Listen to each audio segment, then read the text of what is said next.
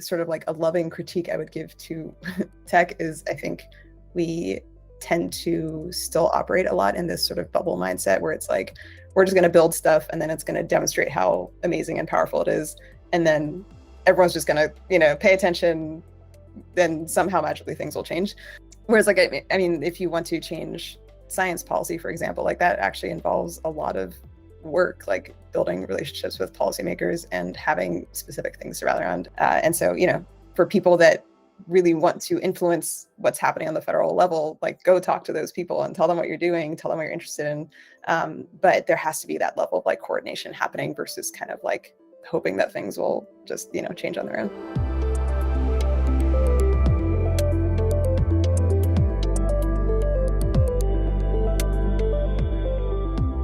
Hi everyone, and welcome to another episode of the DeSci Podcast. Today I'm speaking with Nadia Asparouhova. Nadia is an independent researcher who in the past has researched open source software, reputation-based economies, and is currently exploring what the new tech elite will look like. For example, through looking at its philanthropy. Relevant to this conversation, she has recently published a report on early-stage science funding markets, where she looked at rapid grants, scout programs, and focused research organizations, also known as FROs.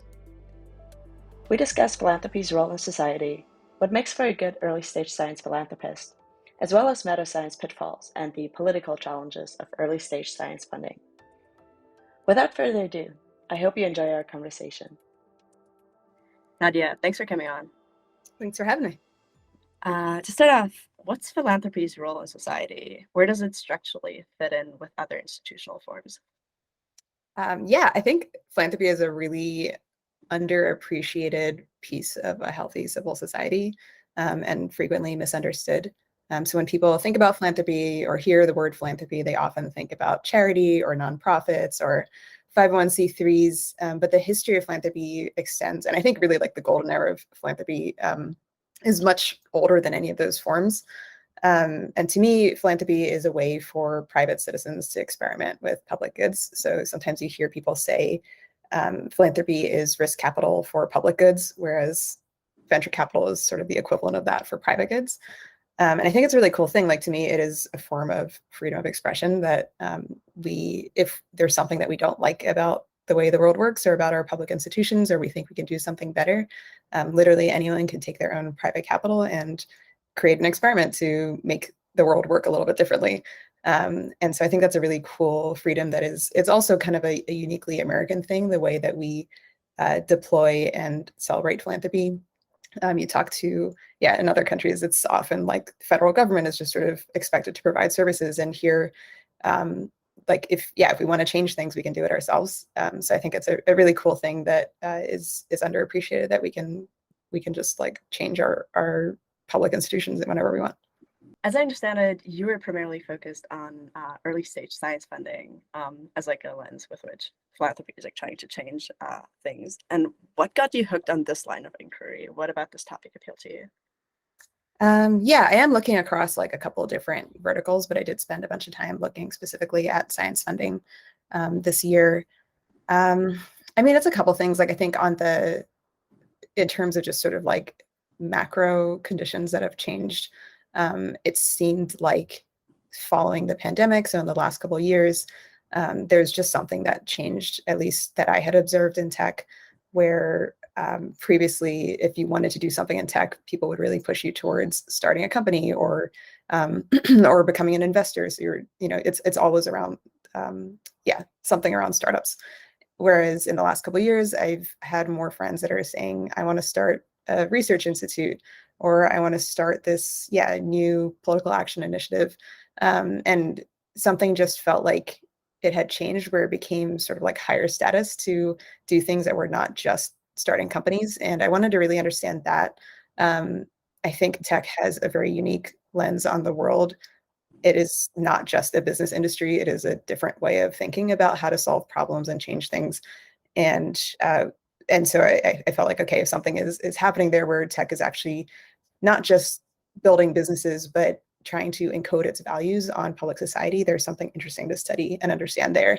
And so I spent the last year or so just trying to chronicle and understand all these different intellectual social movements that are cropping up around tech. if you're saying like tech is a unique like way of approaching the world or like seeing the world, imposing your values in the world, like what would you say are those that are unique to tech? Yeah, there are a lot. I'd say the most prominent one that I notice is this focus on top talent. I think there's this implicit assumption that change is made through highly talented, motivated individuals who like break us out of the model of institutions. And it's very much sort of like the startup founder archetype, right? And we've seen that play out with so many different companies that have, challenged industries as outsiders. And I think that's something that's really encoded in sort of like how tech thinks about fixing the world. And so you see, for example, some of the new science funding initiatives that people are really interested in getting like the best scientists or scientists that are hampered by bureaucracy and breaking them out of those molds so that they can go pursue their deepest curiosities and interests. And that's like a very tech way of thinking about the broader problem of like, what is not working in science and how do we fix it? I think people outside of tech might have different approaches that don't necessarily include that, but that feels like a very tech native mindset. Mm-hmm. And the focus of your inquiry again, like, was early stage science funding. How would you really like define early stage in science if you have like some, parameters to kind of that in? So early stage to me means opportunities that are not currently well funded and haven't yet been de-risked. So early stage science is not the same as basic research. It could also be applied research, but early stage. So like proof of concept or a product or a platform that is just being developed. But in both cases, whether it's basic or applied research, it's a project that has not really been proven out yet and could still fail. So it's a much higher risk space to be playing in. Mm-hmm. And in your view, then, what makes for a good early stage science philanthropist? Like, what character traits should they really exemplify? Yeah, I think of, and I kind of draw these parallels a little bit in my research, but I think of early stage philanthropists as really not being different from early stage venture capital investors in certain respects. And so in this particular one of, you just like it, when you don't have a lot of metrics to go by, you to just be comfortable with the fact that there aren't a lot of metrics to go by. And two, it becomes much more of a bet on people and on teams. And that sounds a little bit like a cop-out, I think, sometimes for people that really want to measure things. But I think drawing that parallel to venture capital is helpful because if you look at sort of like how does seed stage VC work versus how does like growth stage VC work, they're two completely different cultures, right? And so we can kind of use VC as a model to understand, okay, in the last 20 years, how has that actually played out? It's not like people have tried to make seed stage VC more data driven or more informed, and it just doesn't really work because there's just something about those like very early stages of funding where you just kind of have to go off of these qualitative heuristics. You kind of have to go off of the quality of then and accept that things might fail and that's okay. Yeah. And then like in broad strokes, what are the themes that the new changes in those funding mechanisms that you kind of like profiled, what did they exemplify? If suitable, this could also be like a place to kind of like give a brief intro to the different funding mechanisms that you looked at. But like what, I guess, like changed from how they were being funded, how early stage science was being funded before versus like now with these new like philanthropic initiatives? Yeah, so I'd say like in recent decades, science, even science philanthropy, which is supposed, like all of science philanthropy is ideally supposed to kind of be playing that early stage role, right? If we kind of go back to what is the definition of philanthropy and like what role does it play in society, it is often this complementary role to government, which you can think of as like the growth stage funding of public goods. But philanthropy is a place where people are experimenting. But I would say that science philanthropy as a whole, and this is probably true for a lot of philanthropy more generally, in recent decades has kind of just like skewed more towards growth stage funding. So it became more of like follow-on funding for projects that are already receiving federal funding, for example, because federal funding has played like such a central role in how science gets funded. And so there was this gap being left in early stage funding where like no one was really doing it. And of course there are, always exceptions to the rule, but I would say, I interviewed a lot of grantees who had received funding from some of these early stage mechanisms. And I would always ask, like, if you didn't get funding from here, where would you get the funding? And they would all just kind of be like, you just don't, like, it's just not there. And so, yeah, I think, something there has sort of like changed, where that type of funding is now available, but it has come out through a bunch of different new programs that have all sort of arisen in the last couple of years. And then I specifically looked into 3 of these different grant vehicles or mechanisms that are developing, which I think are sort of this adaptive mechanism to like make it easier for early stage funders to find and uncover opportunities. So the 3 that I looked at were rapid grants, scout programs, and focused research organizations.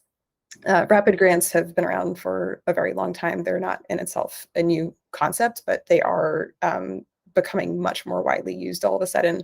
So a rapid grant is just a grant that is turned around much more quickly than a typical grant. So a grant from the NIH could take, like a year or 2 years to receive your funding, whereas a rapid grant you could get in like weeks or maybe like a month. And they were historically used as sort of like emergency funding. So if there's like, a pathogen outbreak or pandemics, you would get sort of like early stage funding, or you get a rapid grant. But from the pandemic and the last couple of years, we've seen more people trying to use these grant programs to fund all sorts of things. Scout programs are kind of taking a page from venture capital, I think, where a grant maker is identifying people that are well connected within a certain network that they would like to uncover more grant opportunities in. And so they, identify these scouts and give them a budget and say, go make grants in your area of interest.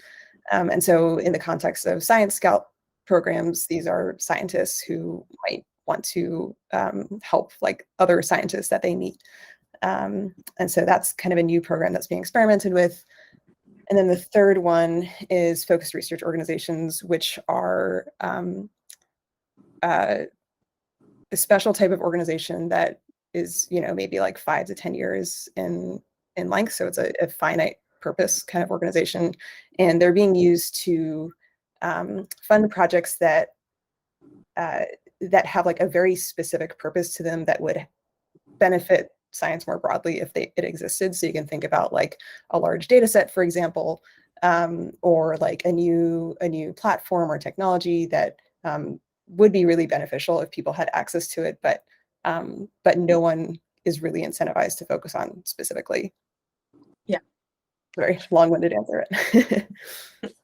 Yeah, but that's great, because I'm also curious, these things like all have, and I've read like some of the writing that you've had on like the particular like mechanisms that are being developed. It seems like they're all fulfilling like a gap, but I'm curious whether there's also like bottlenecks within these different like mechanisms where they just like can't really provide like enough aid, or like, I guess like what are the bottlenecks in these specific mechanisms? Yeah, definitely. I'd say each of them have their own sorts of versions of bottlenecks.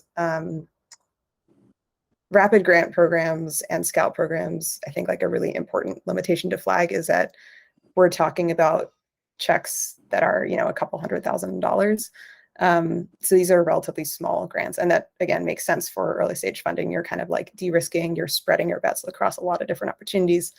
But yeah, I mean, that it went in talking to sort of like grantees that had received these grants, they said, it's really great to get this check, but it funds maybe like a year of my work.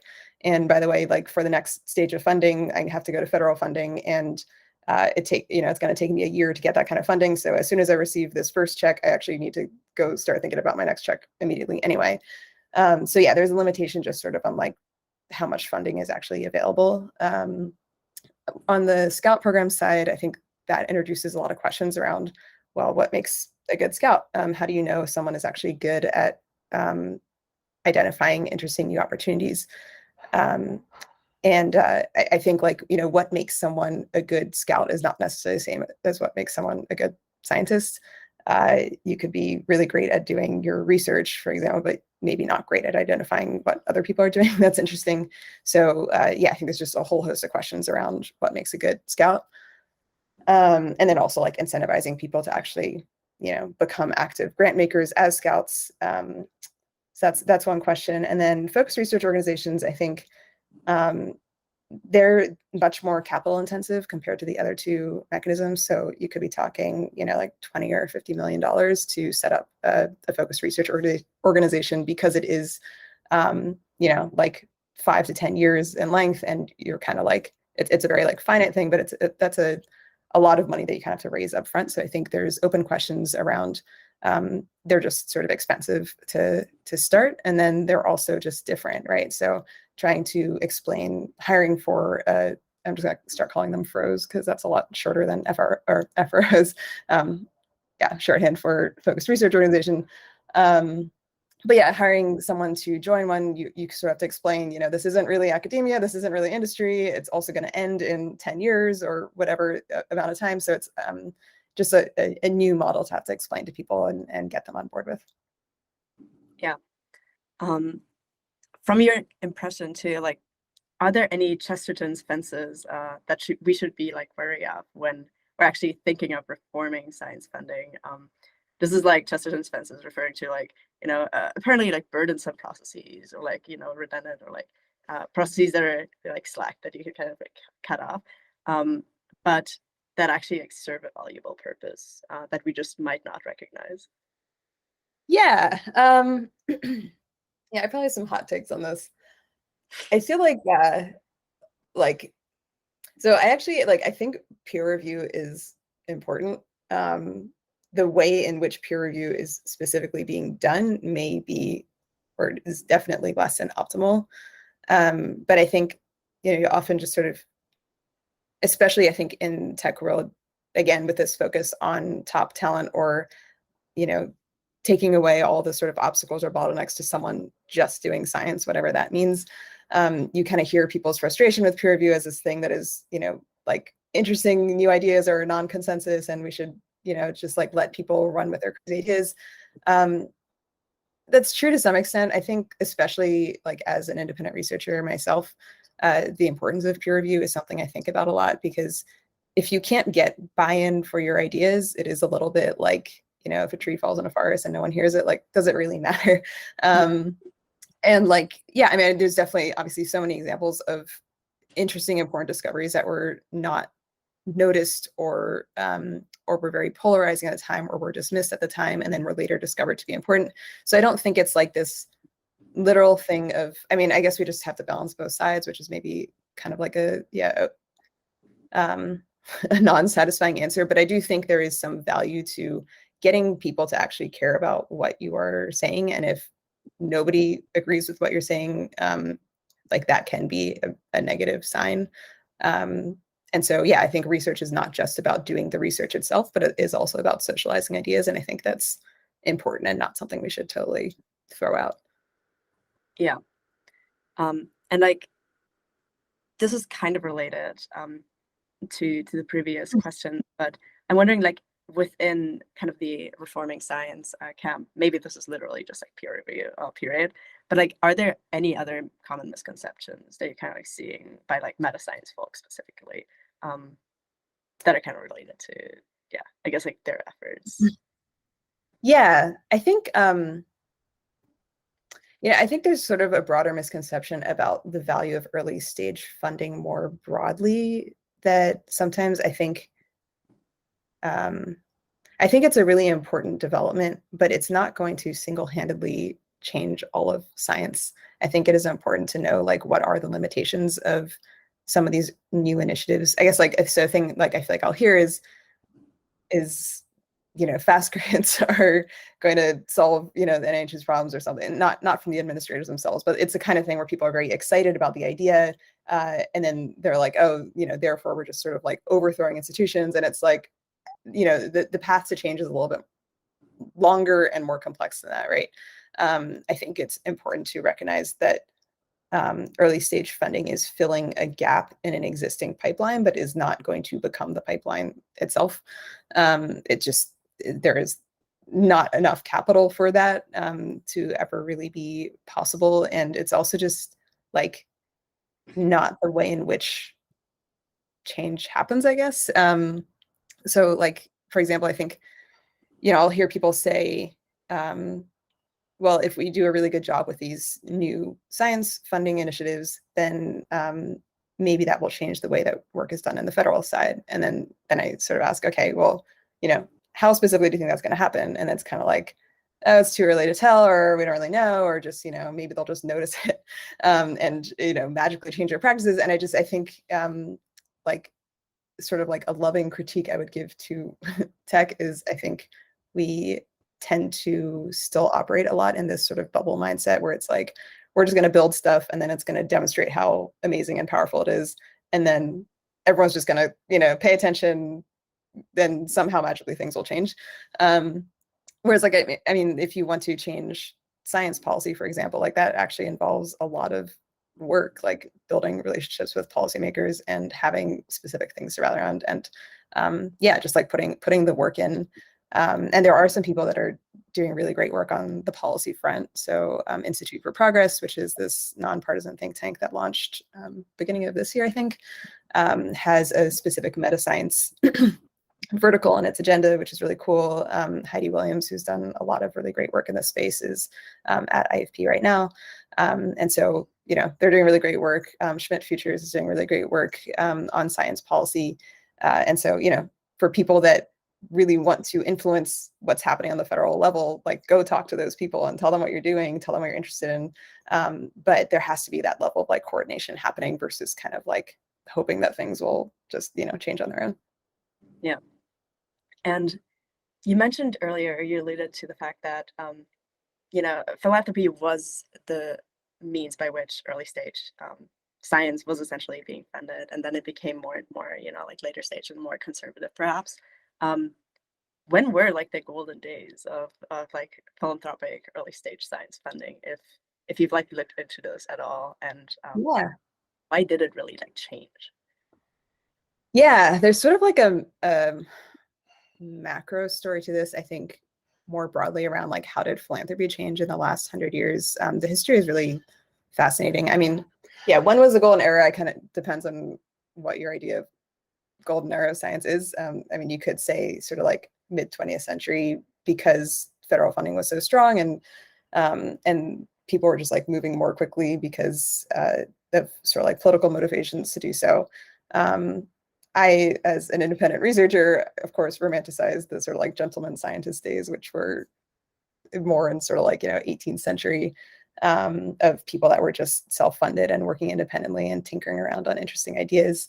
And that was sort of like 18th, 19th century. And then sort of like the glimmerings of early, what we think of now as like modern philanthropy came around more in like after the Industrial Revolution. So Carnegie and Rockefeller at the turn of the 20th century really pioneered these sort of like newer modern philanthropy models. And Rockefeller in particular did a lot of great work around funding science research and public health initiatives. So two of the ones that he's probably well known for are the development of a vaccine against yellow fever, which was just funding research.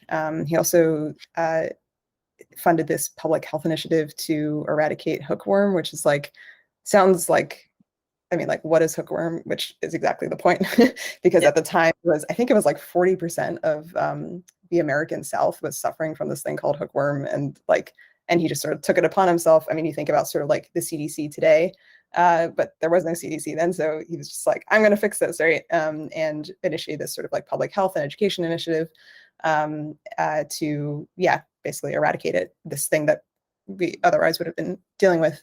And so, you see these really great examples of individual philanthropists that are using their own private capital to solve these really big problems. And all of that kind of took place in, let's say like early 20th century. By sort of like mid 20th century, what had happened was we had, World War II, we had two World Wars really, but like right around sort of like, mid 20th century, the government sort of stepped in and became more of a provider for all sorts of public services, including the funding of science research, because it was sort of like, we need to step up our efforts as a state. You saw sort of like taxes increase. And so suddenly the locus of change kind of shifted from individual philanthropists to government kind of like playing that role. And philanthropists kind of got like demoted, I guess, to kind of like second fiddle, where it was like, okay, I guess like we're, supporting government efforts. And so, yeah, at that point, philanthropy shifted from being much more of these sort of like individual efforts to a more like institutional kind of effort. So this is where you saw the rise of like really big foundations. Ford Foundation at the time was a really big one that was kind of like, we're just going to make, social sciences a thing. It was just like a very different sort of mindset to like how we sort of change things. Kind of speed up through like where did things kind of start to fall off? Basically, like philanthropists beefed up these really large foundations that started to pose a threat to government.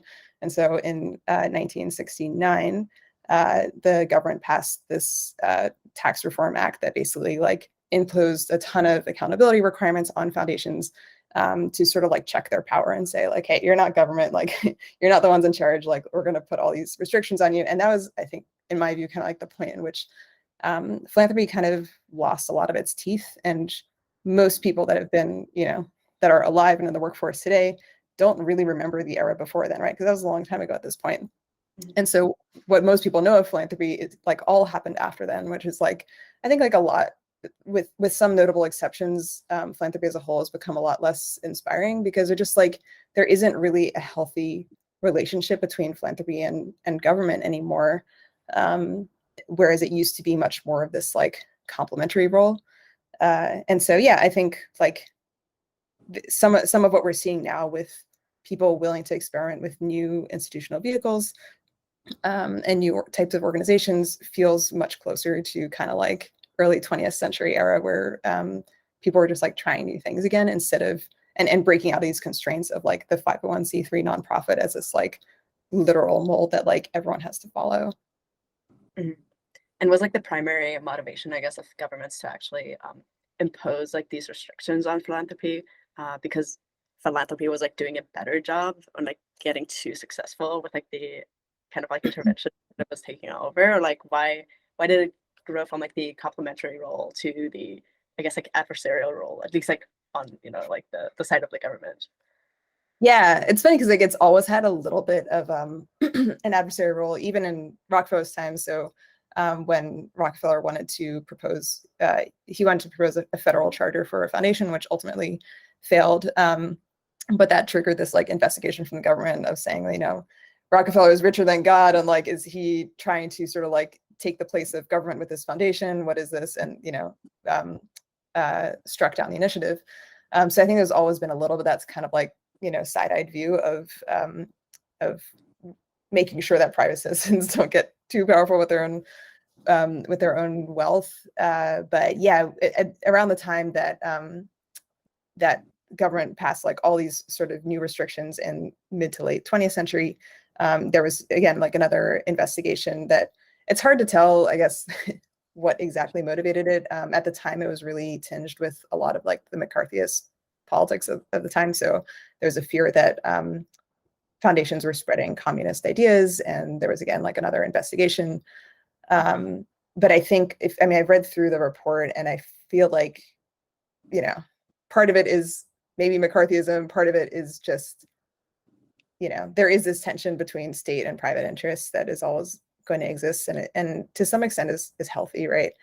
But we're kind of just more of an era now where like we kind of have the worst of both worlds, I feel like, where neither the state is doing a great job at being a steward of our public activity, and foundations are sort of like hampered, and there's this kind of this like languishing mindset in philanthropy right now. So like no one is really, neither private nor state interests are really doing like a very good job. Yeah. And like with the, I guess, like new efforts that feel closer to kind of like the golden age, are there political challenges too when you're actually funding early stage science through the public sector that like these private initiatives are now like really helping to alleviate? Yeah, definitely. And this is where, we have this sort of textbook version of like how should philanthropy and government interact versus like what are the realities. I think like from a textbook version, like it makes sense that that government is not really the place to conduct, high risk, high failure kind of experiments with public taxpayer dollars, because that just kind of looks bad. And is understandable why taxpayers might be a little bit wary of, these. You can already sort of like imagine the kinds of stories, or maybe you've like heard them in the news of people saying, oh, did you know the government is spending like X millions of dollars on some ridiculous experiment? Like it just becomes these sort of like headlines that are very easy to strike down. So I think there is always this perception of wanting to show like cautious and responsible stewardship. I think the role that science policy can play is in enabling people to experiment more in the private sector. So saying like, maybe government is not the place to do that, but can you at least make it easier and celebrate the fact that it's happening privately? I think that's the sort of frustration I feel in looking at some of these historical examples of how government and philanthropists have interacted, where it's seen like right now, just like the discourse that we have is like, I think it's in an ideal world, it would be really great if we said, wow, the government is using our money to like experiment with cool stuff. Like, that's great, right? But like, not everyone feels that way. And that's just the reality of it. But like, it's a shame that we don't actually celebrate that kind of like failure and experimentation. It's a shame that when, like wealthy people start private initiatives, that we see this as an abuse of power, because to me, again, like sort of, role of philanthropy in public society, like we should celebrate that people are trying new things and doing them, with their own money. Like if they fail, it's their money, right? And yeah, I think there's just like, there are some sort of like cultural norms there that that I really wish were different. How we actually get to changing them is another question, but Yeah. Have you like heard of good? Because obviously, like how to change culture is like it's a really complex question with like no like clear answer at all. But like, have you heard like ideas that you at least like believe in more so than like the average maybe answer that you're getting to like this changing culture question that's maybe like too simplistic? Yeah, I mean, I think like there is something to the idea that having some of these early stage funding experiments, and if they go well, they can kind of demonstrate what's possible at least. So maybe it's not this copy paste of, oh, we'll just do this for everything in federal funding world, but at least we can point to models of saying like, this is not a ridiculous waste of money. Like these are actually like really, here are some really cool things that have like come out of funding this research. So I think like having those kinds of stories to tell are useful. Again, I think it's just like helpful to have a lot of active policy work is just really, really important, and building those relationships to show like what people are doing in sort of like private sector side. Michael Nielsen and Kenjin Kyu recently published this meta-science essay in which they're sort of trying to tackle this question from the abstract perspective of not just looking at sort of like quantitative ways of measuring impact, but understanding like how can we implement processes that if even just like encourage the process of like reflection on what is working well and what isn't. So like one example they talk about is just whenever we have sort of like a scientist that made some breakthrough discovery and was ignored for decades, and then we come back around and we go, actually that was brilliant. Like it's almost like we've like fetishized that kind of story of the like we almost like celebrate that. We're like, isn't it crazy that someone had this brilliant idea and then we ignored them for so long, and then they came back and like now they're like heroes. But what they argue in the essay is like, that's kind of a bad thing, right? Like why do we think that's a good thing? Why wasn't there a postmortem done to say like, why did we ignore this person earlier, and how do we actually like not make that mistake again in the future. So I think like, an example of just sort of like, how do we actually encourage that kind of reflection and postmorteming and like, thinking about like, how do we actually change these processes instead of being like, oh yeah, another, institutional failure, and considering that to be sort of like a normal state of things. Mm-hmm. Yeah, that makes sense. Do you remember like any of the things that they propose? Like if they propose any concrete ones? Because I actually haven't read through that section. Yeah, it's kind of like a more like philosophical abstract piece, I'd say. That was just sort of like one example that stuck out in my mind, but it's not. Yeah.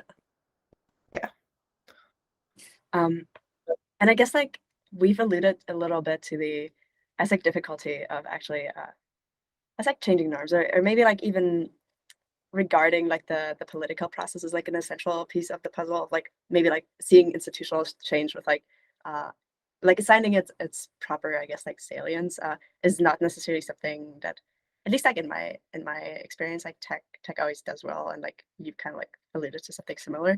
I thought it was interesting when Samuel Berger like recently wrote about the process in which like early stage frontier type science becomes legitimized. He focused on like the role that high status individuals play in granting legitimacy to like early stage science efforts. And I'll just quote him at length here. He says like, the solution is not just to grant more funding and legitimacy to individual scientists rather than scientific bureaucracies, but to remind powerful individuals, and especially those with sovereign authority, that if they don't grant this legitimacy, no one else will. Science lives or dies on personal endorsement by powerful patrons. Only the most powerful individuals in society can afford to endorse the right immature and speculative ideas, which is where all good ideas begin their life cycle. So this was a mouthful, but do you agree with his assessment? And if so, do you think these new science funding efforts like take this need for, I guess, like sovereign legitimacy into account? Yeah, I don't know that, like, I think that's definitely a huge part of the puzzle. I have this sort of view of cultural production that is both bottom up and top down. So I do think that there is power in sort of like, there are populist movements that are able to affect cultural change, right? And but I feel like when history is taught in schools, and even when we think about sort of the movements that have been like highlighted and focused on today, we like really like cling to that sort of like bottoms up kind of story, because I don't know, it teaches people the value of, one person, one idea can just like, change everything or whatever. But then we kind of like ignore the top down part of things. So like a lot of social movements have been funded by like large foundations, like civil rights movement, um, like individual advocates or researchers or writers who receive the backing of powerful patrons. And then also just like stories of philanthropists who had really great ideas. Like I was never taught that in school. I don't know about you, but like, we literally use the term robber barons to talk about like industrial wealth, which just is like kind of ridiculous when you think about it, because I don't know. It's like they're painted in this really negative light, but they're also some of the most inspiring examples of people who just looked around, like the hookworm example, where it's like 40% of the South is like infected by this disease, and someone was like, I think I could just like try to fix that, right? That's a really like inspiring story we should be telling people, in addition to the stories about sort of like bottoms up movements. So yeah, I think there is a lot of power in sort of like patrons and their ability to confer legitimacy upon like what are the most important problems in the world worth tackling. That's a really powerful position to be in.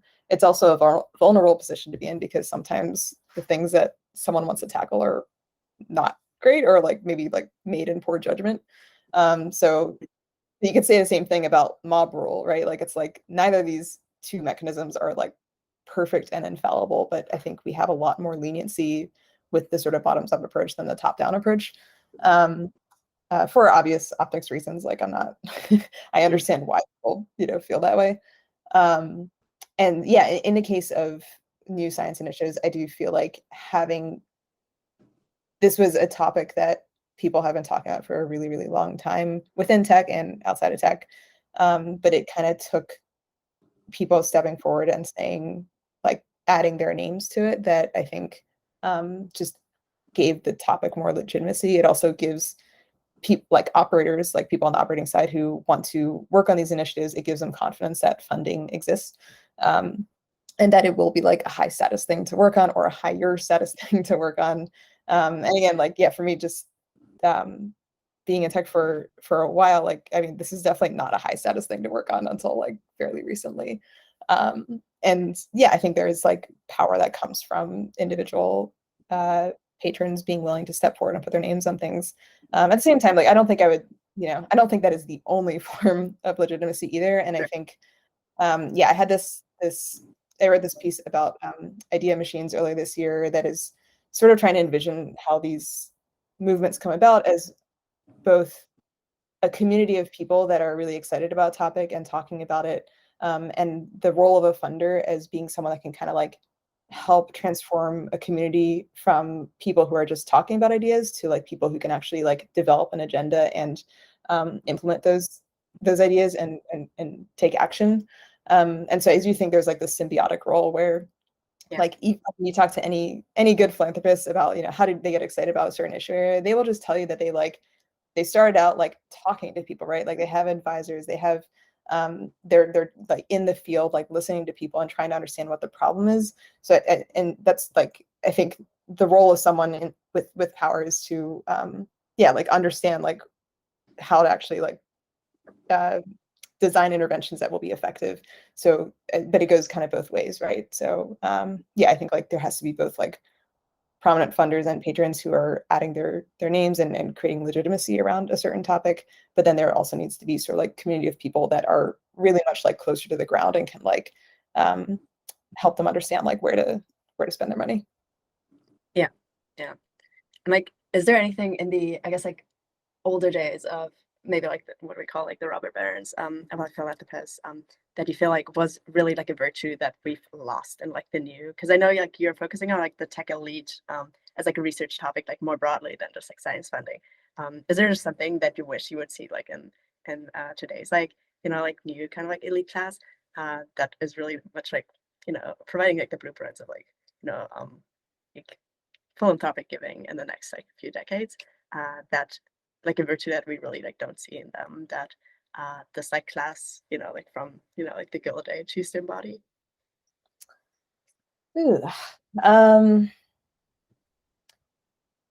mean, this is one that like the first thing that comes to mind is just confidence. I think a lot of wealth today is sort of embarrassed or tries to hide or deny that they have power. Whereas I think when I kind of look at the Gilded Age industrialists, I feel like they just had a lot more confidence in their ability to move mountains and do really interesting things. I fully understand why it is the way it is right now, because we do have a pretty hostile climate where talking about wanting to change things single-handedly or can just attract a lot of negative attention. And I think that's a shame. Like, I don't think that's a problem for just patrons themselves to solve. I think that's, again, just sort of like a bigger cultural issue that I kind of wonder about. But yeah, I think like part of why I wanted to dig into this topic in the first place was just feeling like I know so many people with resources who consider themselves to be high agency, generally speaking, but then don't seem to like lack that agency in other respects. So feeling very confident about their ability to like start a company or break an industry with startups, but then like not feeling confident in their ability to talk to policymakers or start a new research initiative. And like, why is that? Like, why don't those skills seem to transfer from like business commercial sector to public sector? And I think, yeah, I feel like when I look at sort of the Gilded Age era of philanthropy, I just see a lot more confidence there. And I don't exactly know how to change that, but that's just something I've observed. Mm-hmm. Have you like come across any like partial answers or like I guess like just interesting points when it comes to why is that kind of like the skill sets not necessarily like transferred from, or like the confidence, the high agency, like not transferred from, like starting a company, like kind of the business sector to, I guess like the policy sector. I think some of it might be, I don't have a great answer. I think like some of it might be, if I had to guess, embedded in this like worldview itself of like what I've sort of noticed about like different cohorts that have all benefited or participated in like a mass wealth creation event. So yeah, also true of like Wall Street finance wealth. Previous generation, everyone sort of like takes mentally whatever worked for them on the business side, and then they like say, okay, like, that's also what works in all these other sectors. And it makes sense, because if you've seen, very hard concrete evidence of like this thing works, then you're just like, well, that's what works everywhere.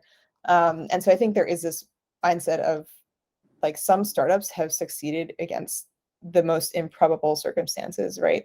And again, I think we take for granted this sort of like young startup founder model today, but in like early days of Y Combinator, for example, like that was not a thing. Like being a 21-year-old in your dorm room was like not an asset. That was a disadvantage.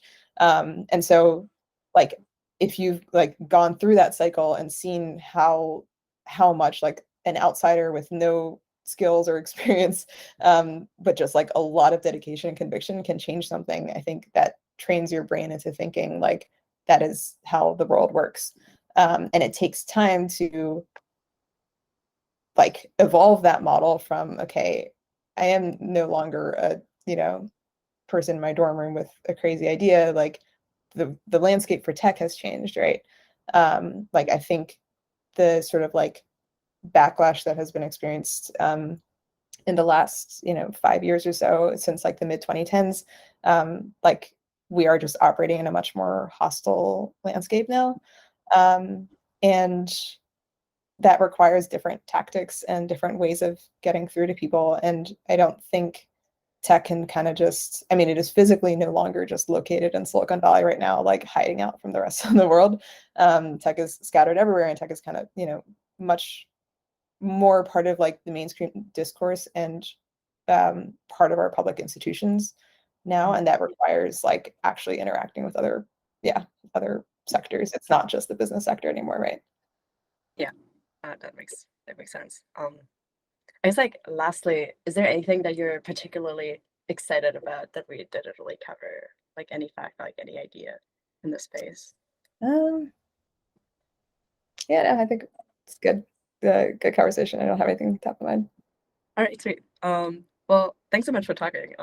This was really Yeah. interesting, and I'm Yeah, excited the future writing that's going to come from this, because this is a super important topic that like really doesn't feel adequately covered at all. So I'm glad like that's someone. okay. All right. Thanks.